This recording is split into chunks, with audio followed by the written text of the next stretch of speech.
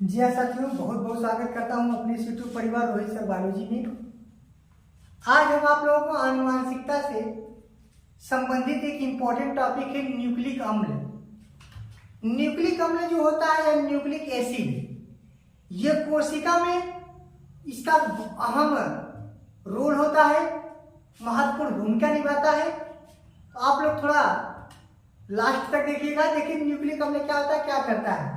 सबसे पहले जो न्यूक्लिक अम्ल होता है ये केंद्रक में पाया जाता है। न्यूक्लिक अम्ल कहाँ पाया जाता है? ये केंद्रक में पाया जाता है।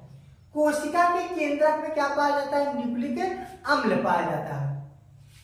अब आप जानते हैं कि जो केंद्रक होगा इसमें गुणसूत्र पाया जाएगा। क्या पाया जाएगा? गुणसूत्र पाया जाएगा। और गुणसूत्र में क्या पाया जाएगा? जीन होगा। आपको पता है जीन के अंदर आरएनए और डीएनए प्रोटीन होता है। आरएनए प्लस डीएनए और प्लस प्रोटीन होता है। आज इसी हम न्यूक्लिक अम्ल के बारे में चर्चा करेंगे। तो सबसे पहले जानेंगे न्यूक्लिक अम्ल होता क्या है। देखिए न्यूक्लिक नाम इसका क्यों पड़ा? क्योंकि न्यूक्लिक का हिंदी होता है केंद्रक। अम्ल, अम्ल को अंग्रेजी में कहते हैं एसिड। कह लीजिए केंद्रक के अंदर वह तरल पदार्थ, केंद्रक के अंदर वह तरल पदार्थ जो स्वाद में खट्टा हो। केंद्रक के अंदर वह तरल पदार्थ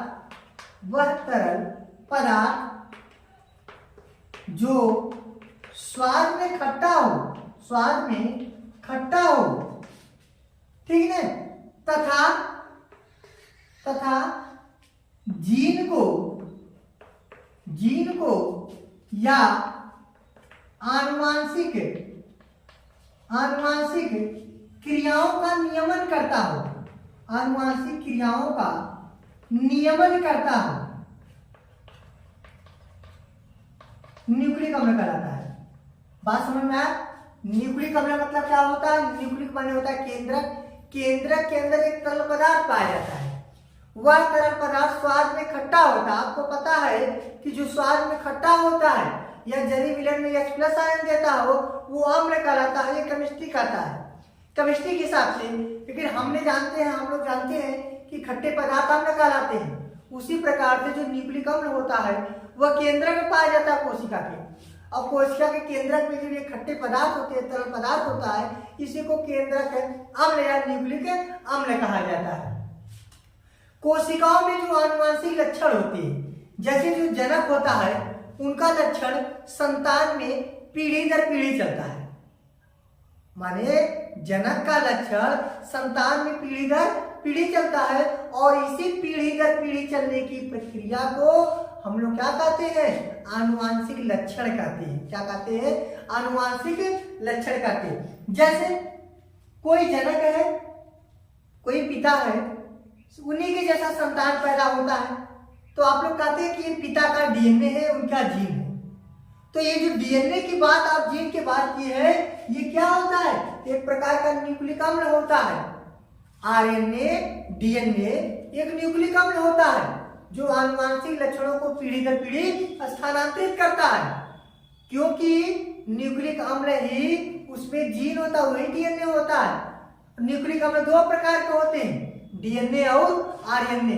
आपसे अगर कोई पूछे कि न्यूक्लिक अम्ल कितने प्रकार के होते हैं, तो आप कहिएगा कि न्यूक्लिक अम्ल दो प्रकार के होते हैं, ठीक ना।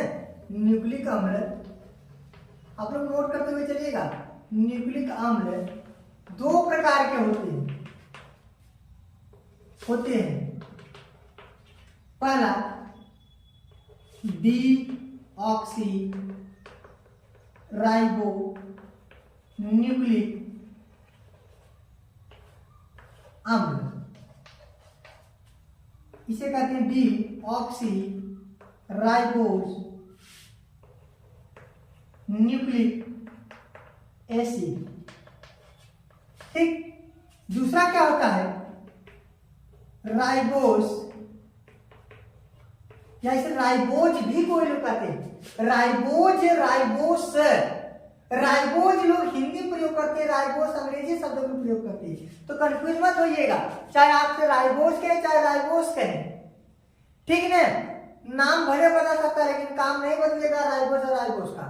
राइबोस अंग्रेजी शब्द है क्योंकि RIBOES राइबोस, और राइबोज हिंदी में लिख देते हैं राइबोस न्यूक्लिक अम्ल, ठीक है। RIBOES राइबोस न्यूक्लिक एसिड, ये होता है न्यूक्लिक अम्ल। ध्यान दीजिए, ये आनुवंशिकता का इंपॉर्टेंट टॉपिक है। इसके बाद आपको डीएनए की संरचना पढ़ाएंगे। तो डीएनए की संरचना पढ़ने से पहले हम लोग जानेंगे कि डीएनए क्या है, न्यूक्लिक अम्ल होता है। आपको बताएंगे डीएनए क्या है, पॉलीन्यूक्लियोटाइड का बना होता है, पॉलीन्यूक्लियोटाइड में क्या क्या होता है, सब नेक्स्ट वीडियो में बताएंगे। यहाँ हम समझते रहिएगा न्यूक्लिक अम्ल क्या होता है। तो केंद्रक में वह तरल पदार्थ जो स्वाद में खट्टा होता है, जो स्वाद में खट्टा होता है और जो आनुवंशिक लक्षणों या जीन का नियमन करता हो, वो न्यूक्लिक अम्ल कहलाता है। न्यूक्लिक अम्ल दो प्रकार का होता है, डीएनए और आरएनए, डीऑक्सीराइबोज न्यूक्लिक अम्ल और राइबोज न्यूक्लिक अम्ल। जो डीएनए होता है, आप डीएनए को थोड़ा देख लीजिए। डीएनए क्या होता है? डीएनए जो होता है, सबसे पहले डीएनए देखिए। डीएनए की खोज कौन किया था? Frederick Miescher. डीएनए की खोज फ्रेडरिक मिस्चर नामक वैज्ञानिक 1869 ईस्वी में किए थे। ये इंपॉर्टेंट शब्द है। डीएनए की खोज कौन किया था? डीएनए की खोज एक रसायन शास्त्री है जिनका नाम है फ्रेडरिक मिस्चर। 1869 ईस्वी में इन्होंने डीएनए की खोज किया था। डीएनए क्या होता है? आपको पता होगा कि जितने भी प्राणी हैं सबका आनुवंशिक पदार्थ क्या होता है? डीएनए होता है, लेकिन कुछ विषाणुओं को छोड़कर। जितने भी प्राणी होते हैं सबका आनुवंशिक पदार्थ क्या होता है? डीएनए होता है, लेकिन कुछ विषाणुओं को छोड़कर। अब डीएनए जो होता है इसके बारे में हम नेक्स्ट वीडियो में डिटेल बताएंगे। अगला क्या होता है? आरएनए होता है। आरएनए कुछ विषाणुओं का आनुवंशिक पदार्थ होता है। आरएनए जो होता है वह कुछ विषाणुओं का आनुवंशिक पदार्थ होता है। अब ये बात आप लोग समझ में आ गया। न्यूक्लिक अम्ल के बारे में हमने चर्चा किया है।